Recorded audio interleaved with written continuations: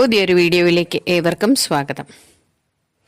ഹരിനാമ കീർത്തനം ഭാഗം 24 ശ്ലോകം 38. ഭഗവാൻ സകല ജഗത്തിലും നിറഞ്ഞിരിക്കുന്നു എന്നാണ് ഈ ശ്ലോകം കൊണ്ട് ഉദ്ദേശിച്ചിരിക്കുന്നത്. ശ്ലോകം വായിക്കാം.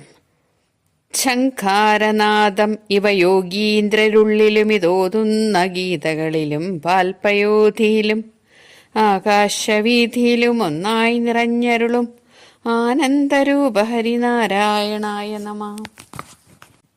ഝങ്കാരനാദം എന്നതുകൊണ്ട് ഉദ്ദേശിക്കുന്നത് ഒരു പാലത്തിനക്കരയിലോ ഒരു മതിലിൻ്റെ ഉള്ളിലോ ഇരുന്ന് ഒരു മനുഷ്യൻ ശബ്ദിച്ചാൽ ആ ശബ്ദം പാലത്തിനക്കരയും മതിലിൻ്റെ ഉള്ളിൽ നിറഞ്ഞും മുഴങ്ങും. ഒരു വില്ലാളി വില്ലിന്മേൽ ഞാണിനെ പൂട്ടിക്കെട്ടി വലിച്ചുവിട്ടാൽ ആ ശബ്ദം ദിക്കുകളും വിതുക്കുകളും മുഴങ്ങും.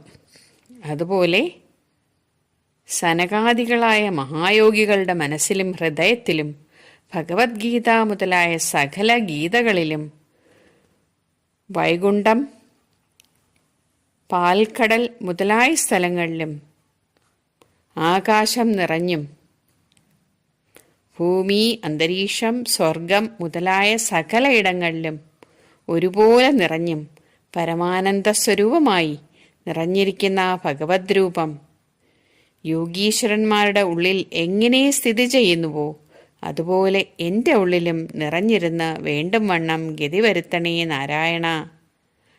അങ്ങനെയാണ് എഴുത്തച്ഛൻ ഈ ശ്ലോകത്തിൽ ഭഗവാനെ സ്തുതിച്ച് നമസ്കരിക്കുന്നത്.